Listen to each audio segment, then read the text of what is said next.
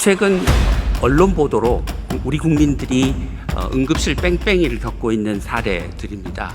이 중에는 2살 어린아이가 열성 경련이 생겼는데 11곳의 응급실에서 1시간 동안 진료 거부를 당하다가 결국 여전히 혼수 상태에 빠져 있는 사례와 같은 안타까운 사례들이 있습니다.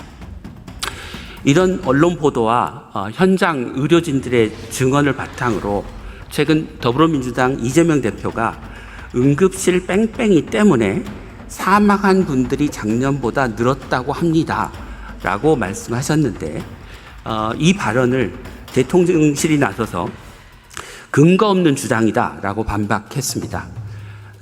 총리께서는 의정 갈등으로 응급실 뺑뺑이 문제가 더 심각해졌다는 주장이 가짜 뉴스라고 생각하십니까?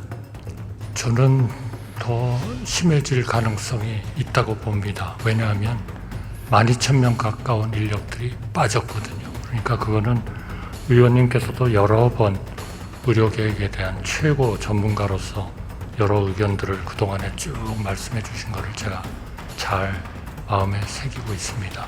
분명히 똑같다면 그건 거짓말입니다.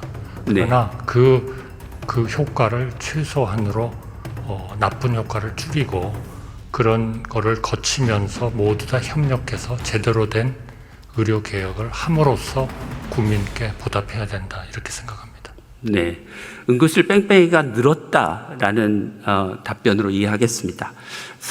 다음 슬라이드 보여주시죠.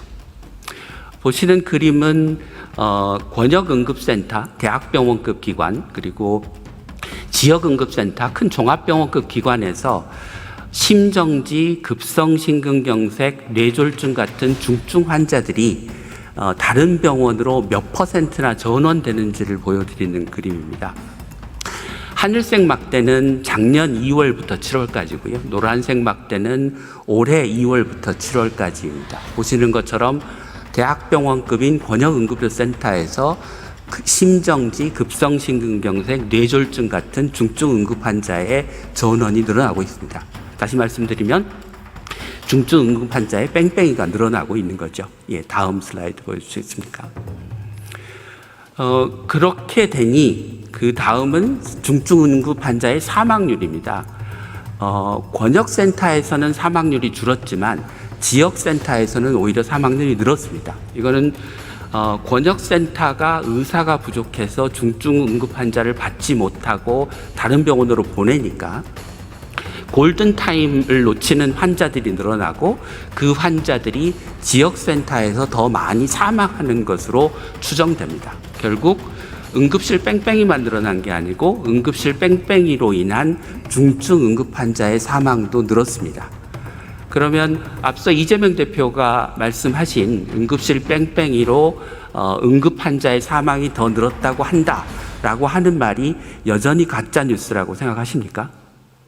저는 그런 거에 대한 아주 통계를 우리 최고의 이 분야의 전문가인 우리 의원님께서 면밀하게 살피셨을 것이기 때문에 저는 지금 그 숫자를 달리 말씀드릴 숫자는 가지고 있지 않습니다. 다만 우리가 2004년, 2007년 이럴 때도 보면 많은 언론들이 보도를 한 것은 응급의료기관의 51% 의사가 부족하다. 응급실을 지킬 의사가 없다. 그거는 2008년 2월 15일 경향신문에 난 겁니다만, 또 한국경제 같은 데서는 응급의료기관 60%가 미흡하다.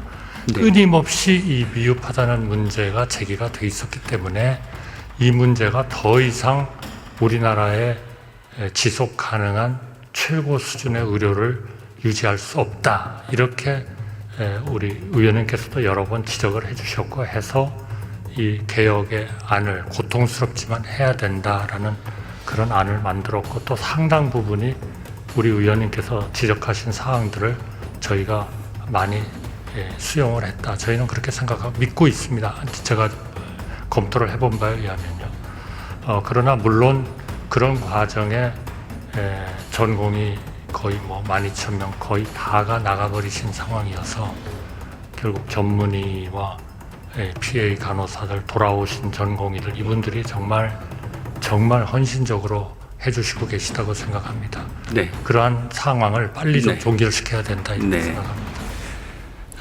이처럼 지금 응급의료 대란으로 응급 환자들이 제대로 치료를 못 받고 있습니다. 오늘 대국민 담화를 하셨는데 추석 응급의료 대책으로 어떤 것들을 정부가 내놓으셨습니까? 의원님 보시기에는 약간은 좀 그 표준적인 정책이라고 생각합니다. 우선 수요 쪽을 조금 줄여줘야 되겠다. 아무래도 응급실은 특히 상급 종합병원의 응급실은 중증, 이런 희귀, 이런 연속적으로 치료받는 분들이 가야 되기 때문에 좀 중증과 중증이라기보다는 중간층과 경증은 좀 우리 종합병원이나 이런 쪽으로 좀 가시도록 하기 위해서 이런 수가 같은 것도 좀 조정을 했고요. 뭐 제가 구체적으로 말씀드리진 않겠습니다. 이거는 어떻게 보면 좀 스탠다드한 정책들이기 때문에요. 그 다음에는 이제 공급 능력이 의료 서비스에 대한 공급 능력이 늘어야 되지 않겠습니까? 그래서 그분들에 대해서 실제로 일하시는 분들 또 헌신하고 계시는 전문의님들, 간호사님들 이런 분들을 정말 최대한 좀 저희로서는 따뜻하게 좀 대우해 드릴 수 있는 그런 일들을 하고요. 이제 마지막으로는 역시 그 방금 말씀하신 이 이송, 전원 이런 것들이 원활하게 이루어지는 것들이 굉장히 중요합니다. 그런 게 비하면 우리의 지금까지의 그런 이송의 원칙, 규칙 이런 것들이 너무 좀 이 경직적으로 이렇게 짜여져 있는 분도 많아서 이번 그 위기 기간 중에는 조금은 좀 유연성을 발휘하면서 네. 우리 환자의 생명에 지장이 없도록 하는 그런 정책들을 네. 준비했습니다. 저는 정부가 내놓은 대책이 지금의 급박한 응급의료의 상황을 해결하는데 도움이 되는 정책이라고 생각합니다. 그런데 다른 한편으로는 땜질식 정책이라는 인상을 지울 수가 없습니다. 예를 들면 추석 기간에만 응급실 전문의의 진찰료를 3.5배 인상한달지, 그러면 추석 이후에는 어떻게 하겠습니까? 그다음에 경증 환자가 그 큰 응급센터를 대학병원 응급센터 이용을 자제해달라라고 이야기를 하지만 그 경증 환자 중에 상당수는 실제로 중증 응급 환자일 수 있습니다. 그래서 근본적인 문제는 응급실의 전문의를 늘리는 것과 함께 응급 환자의 수술, 시술, 중환자 진료를 담당할 최종 진료를 담당하는 전문의를 늘리는 것이 과제라고 생각합니다. 그렇게 하면 이렇게 임시적으로 수가 올려준다, 인건비 지원해준다가 아니고 응급의료에 관한 법률을 개정해서 권역응급센터, 지역응급센터의 전문의의 인력 기준을 높이고 그에 상응하는 보상을 하고, 이제까지 병원들이 응급환자 진료에 대해서 소극적이었기 때문에 상급종합병원 지정과 같은 병원이 큰 관심을 갖는 정책과 연계해서 근본적으로 응급실에서의 뺑뺑이를 대한민국에서 없애는 그런 방향의 대책을 내놓아야 된다고 생각합니다.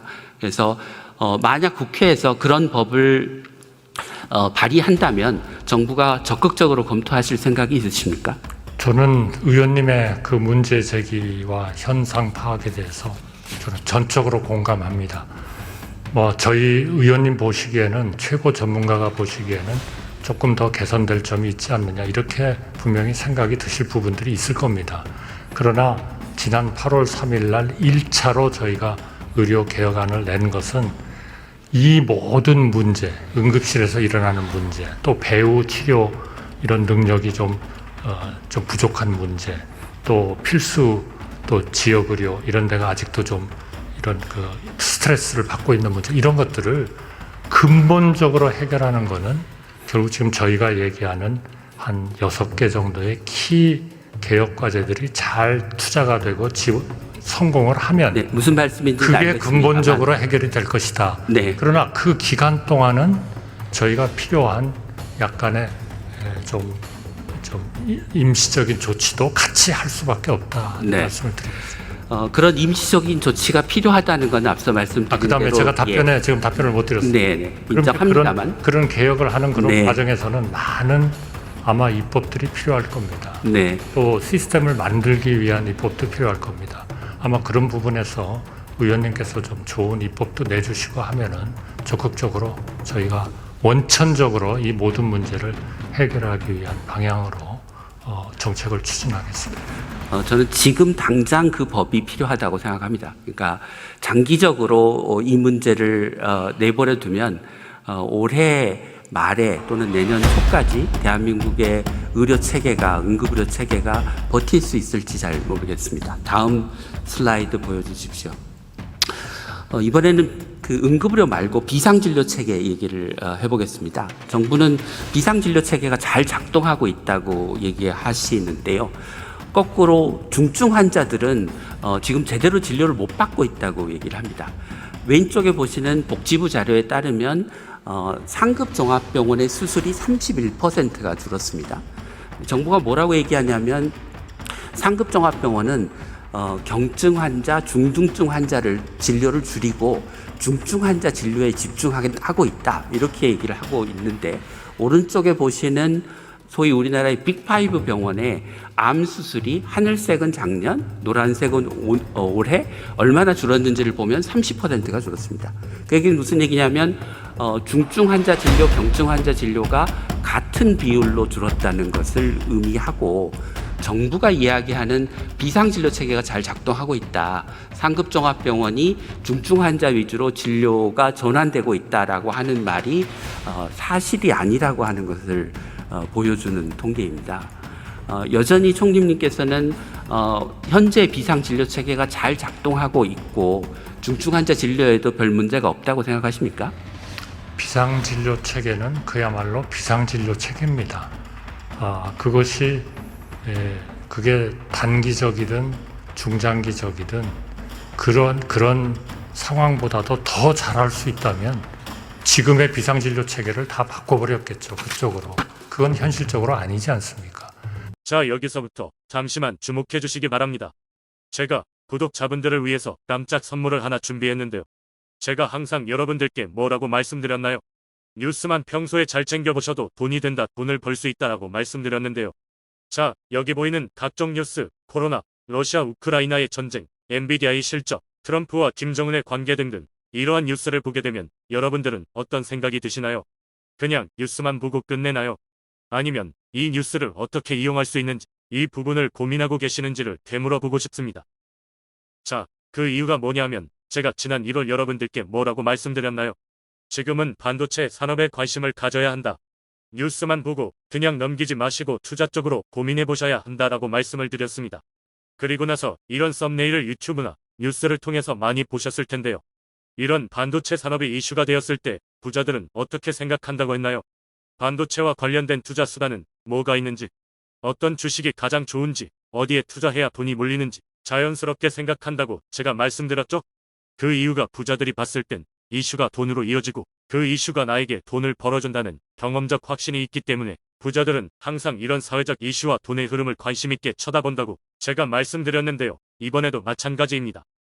제가 지난번에 시청자분들과 함께하는 주식으로 수익 내기 이벤트를 진행했었는데요. 당연히 100% 무료로 진행되었고, 자, 여기 보시면 아시겠지만 제가 지난번에도 저한테 구독이라는 문자를 보내주신 모든 시청자분들께 이렇게 반도체 관련주 중에 많은 종목이 아니라 가장 급등할 확률이 높은 딱 한 종목, 한미반도체 딱 한 종목만을 추천드렸어요. 그러면서 여기 나와 있는 대로 정확히 얼마에 매수해야 하는지, 수익률이 얼마가 나왔을 때 팔아야 할지 정확히 말씀드렸는데, 자, 지금 실제로 어떻게 되었나요? 오른쪽을 보시면 아시겠지만 제가 1월에 문자로 이 한미반도체를 소개해드리고 나서 실제 3배 이상의 급등이 나왔죠. 그래서 당시에도 굉장히 많은 분들이 제가 드린 이 종목으로 수익을 크게 내실 수 있었는데요. 다시 한번 수익 축하드리고 이번에도 마찬가지입니다. 올해는 바야흐로 엔비디아로 시작해서 엔비디아로 끝나가는 말 그대로 AI의 한 해라고 볼 수 있습니다. 현재는 과열된 양상과 함께 조정을 받으며 채권 가격과 일본 엔캐리 트레이드 청산으로 휘청거리고 있는데요. 하지만 지금까지 엔비디아가 보여준 상승에 비하면 이것은 당연한 조정이라고 보여집니다. 보통의 개인들은 이럴 때 오히려 눈을 감으며 이악 물고 외면하는데요. 오히려 지금 같을 때 두 눈 부릅뜨고 바다속 진주 같은 주식들을 찾아 헤매야 부자가 될 수 있다는 겁니다. 우리가 잘 아는 쿠팡, 아마존, 구글뿐만 아니라 금융, 게임 등 어마어마한 회사들이 현재 AI로 인해서 꽤 돈을 벌기 때문에 비싸더라도 더 비싸게 AI 반도체를 사는 거거든요. 그래서 엔비디아가 계속 올라가는 거고요. 기술력 발전과 함께 적용되는 분야도 갈수록 늘어가게, 한마디로 AI는 이제부터 시작이다 라는 말씀드리면서 AI 섹터 많은 종목 중에 좋은 종목과 좋은 타이밍을 잘 노려보셔야 할 텐데요.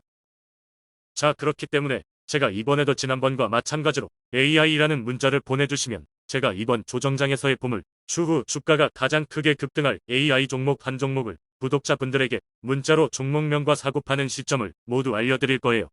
그래서 여러분들이 주식으로 돈 버는 연습을 한번 해보시라 이렇게 말씀을 드리고, 혹시라도 나는 주식을 하지 않는다 라고 하시는 분들은 주변에 주식하시는 분들께 추천해 주셔도 되고, 연세가 있으신 분들은 자녀분들에게 한번 이걸로 수익을 내보라고 이렇게 조언해 줄 수도 있으시겠죠.